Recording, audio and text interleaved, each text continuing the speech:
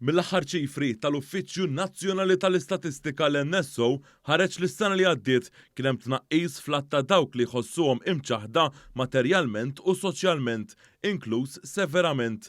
L-NSO innota li s-sena l-oħra l-att ta' persuni li kienu qegħdin jgħixu f'ċaħda materjali severa mill-ħtiġijiet tal-ħajja ta' kuljum naqsu bi kważi 2000 meta mqabbel ma' sena qabel, jiġifieri l-2021. F'din l-istatistika ħareġ li dawn issa jammontaw għal ftit aktar minn 25,000 li jfisser li naqsu b'0.5%. F'dawn iċ-ċifri ġie nnutat li r-rata ta' dawk imċaħda materjalment u soċjalment naqset b'0.2% sabiex b'kollox hemm ftit iżjed minn 49,000 persuna.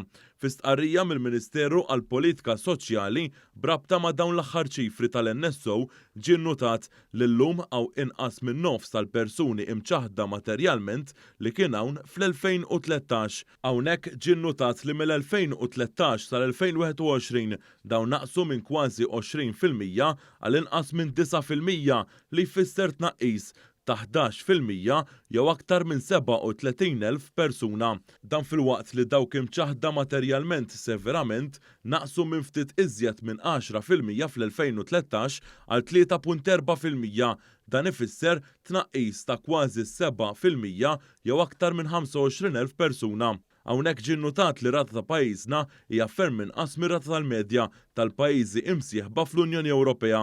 Il-Ministeru għall-Politika Soċjali innota li dan il-progress jispikka aktar meta fil-kuntest jittieħed il-fatt li pajjiżna kellu żieda fil-popolazzjoni.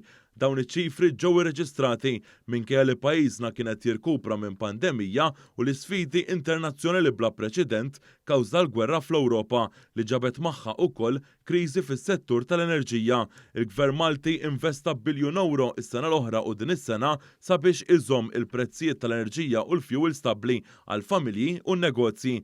Dwar dawn iċ-ċifri, One News kellem mas-Segretarju Permanenti fih dan il-Ministeru Mark Musu. Fl-istess ħin ifakkarna li għad hemm persuni li għadhom f'sitwazzjoni li għandhom bżonn ħafna iktar għajnuna u naturalment bħala Ministeru bħala Gvern wieħed irid kontinwament jimmonitorja s-sitwazzjoni tagħhom u jara x'għajnuniet diretti u indiretti jistgħu jingħataw dawn it-tip ta' familji. Meta wieħed jieħu il-kriterji li bih titkejjel id-deprivazzjoni materjali, jinnota li kien hemm tnaqqis konsiderevoli meta tqabbel is-sena l-oħra mal-2013. Fost il-kriterji hemm dawk il-familji li ma jaffordjawx btala ta' ġimgħa il-bogħod mid-dar u dawk il-familji li ma jaffordjawx iżommu djarhom sħuna fix-xitwa li f'dan il-perjodu naqsu biżjed minn 60,000 persuna. Il-familji li ma jaffordjawx btala ta' ġimgħa f'sena li fl-2013 kienu aktar minn 230,000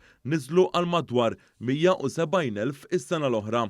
Filwaqt li l-familji li ma jaffordjawx iżommu djarhom sħuna fix-xitwa fl-2013 kienu kważi 100,000 persuna, is-sena l-oħra niżlu għal 38,000 persuna. Minn dawn iċ-ċifri ħareġ ukoll li f'9 snin naqsu l-att ta' familji li ma jaffordjawx spiża mhux mistennija ta' 770 euro jew aktar, naqsu wkoll dawk li waqgħu lura fi ħlasijiet, familji li ma jaffordjawx ikla ġurnata iva u oħra le, u anke dawk il-familji li ma jaffordjawx karozza. Il-Ministru Michael Falzon qal li din hija konferma oħra ta' reżiljenza tas-sistema soċjali li qed tkun ħajt ta' sosten għal firxa dejjem aktar tal-popolazzjoni. Intqal li din hija konferma tal-aqal tal-Gvern li qed jissussidja l-prezzijiet tal-enerġija u taċ-ċereali biex jipproteġi il-pajjiż minn kontijiet għolja u jrażżan l-inflazzjoni. B'reazzjoni għal din l-aħbar il-Prim Ministru Robert Abela fuq Twitter innota b'sodisfazzjon li aktar nies ħarġu mid-deprivazzjoni materjali severa u issa jaffordjaw iħallsu il-kontijiet fost oħrajn. Dr. Abela qal li l-Gvern huwa impenjat li jagħti sosten lill-familji u jkompli jiġġieled il-faqar.